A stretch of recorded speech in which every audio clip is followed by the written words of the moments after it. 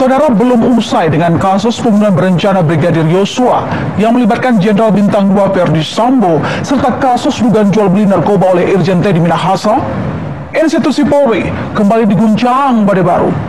Badai yang dihembuskan oleh mantan personel Polri Ismail Bolong yang menyebut ada setoran dana dari tambang ilegal yang mengalir ke sejumlah perwira Polri. Salah satunya berpangkat Bintang 3. Sosok Verdi Sambo bahkan ikut terkait pada kasus ini. Apa kaitannya? Nanti saya jelaskan.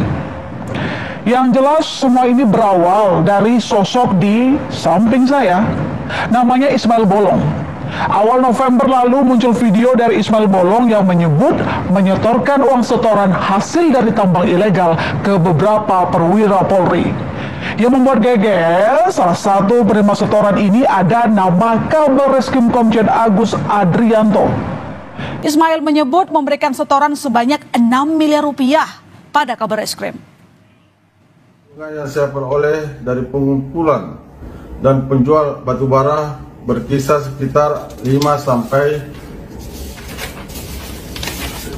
dengan 10 miliar dengan setiap bulannya. Terkait kegiatan yang saya laksanakan, saya sudah berkoordinasi dengan Kabareskrim, yaitu ke Bapak Kabareskrim Komjen Pol Agus Adrianto dengan memberikan uang sebanyak 3 kali, yaitu pada bulan September 2021 sebesar 2 miliar, bulan Oktober 2021 sebesar 2 miliar, dan bulan November 2021 sebesar 2 miliar. Uang tersebut saya serahkan langsung kepada Komjen Pol Agus Adrianto di ruang kerja beliau.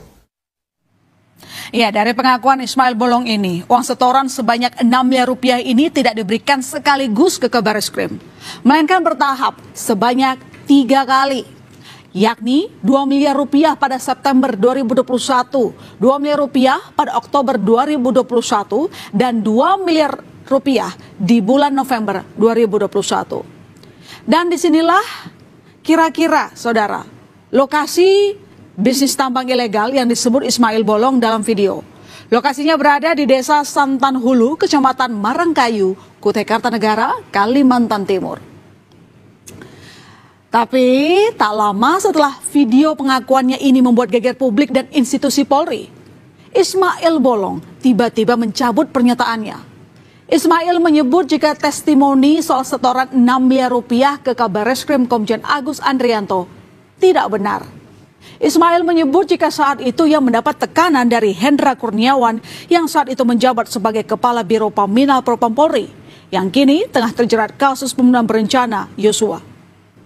Memberikan uang kepada Kabareskrim, apalagi pernah saya ketemu Kabareskrim. Ya, itu kita ditanya waktu itu ditelepon sama Pak Hendra berapa kali? Saya ditelepon 3 kali melalui HP, salah satu HP Paminal Mabes.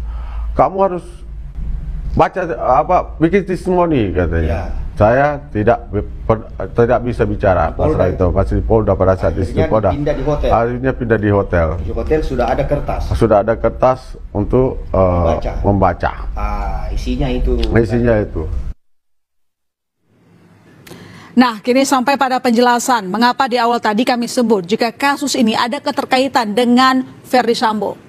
Jadi, Selasa kemarin saudara di luar persidangan membenarkan adanya laporan penyelidikan tambang ilegal di Kalimantan Timur yang ia tangani saat masih menjabat sebagai Kadif Propam Polri.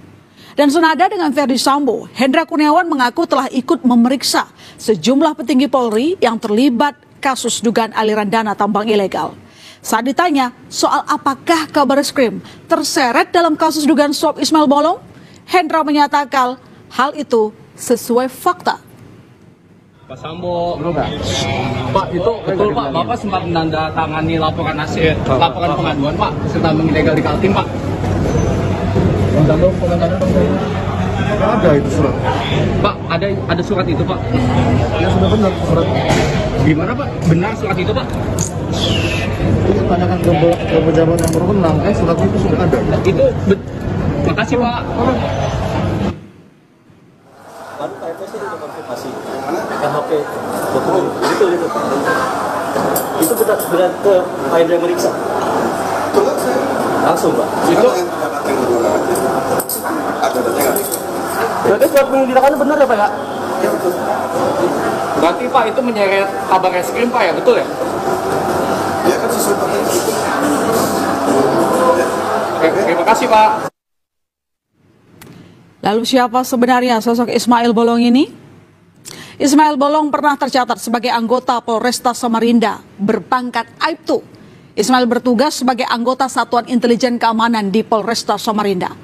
Namun pada Juli 2022 lalu, Ismail Bolong resmi purna tugas dari Polri. Pengunduran diri Ismail Bolong karena dirinya ingin fokus menjadi pengusaha. Ismail Bolong dan tambang batubara ini sepertinya memang punya hubungan. Beredar video lama pada tahun 2020, Ismail Bolong tengah berdebat dengan petugas Kesatuan Pengelolaan Hutan Produksi di lokasi penambangan batubara ilegal di Kalimantan Timur. Ismail Bolong marah kepada petugas. Ia mengklaim sudah memiliki surat dan membayar fee untuk aktivitas pertambangan. Dugaan aliran dana yang diumbar oleh Ismail Bolong sampai ke telinga Pusat Pelaporan dan Analisis Transaksi Keuangan (PPATK). PPATK akan melacak kebenaran informasi dari Ismail Bolong, mengingat PPATK memiliki database pihak-pihak terkait. PPATK mengaku siap bekerja sama dengan Polri untuk menelusuri informasi ini secara terang benderang. Tentu kita akan juga mengeksplor data yang ada di kita, database kita terkait dengan individu-individu tersebut. Apabila diperlukan, ya kita juga bisa melakukan koordinasi dengan penegak hukum, ya. Kemudian once mereka untuk kasus tersebut misalnya sudah ada investigasi, ada penyidikan yang dilakukan, apalagi ini sudah perintah Kapolri meminta informasi pada kita, tentu kita juga akan tindak lanjut.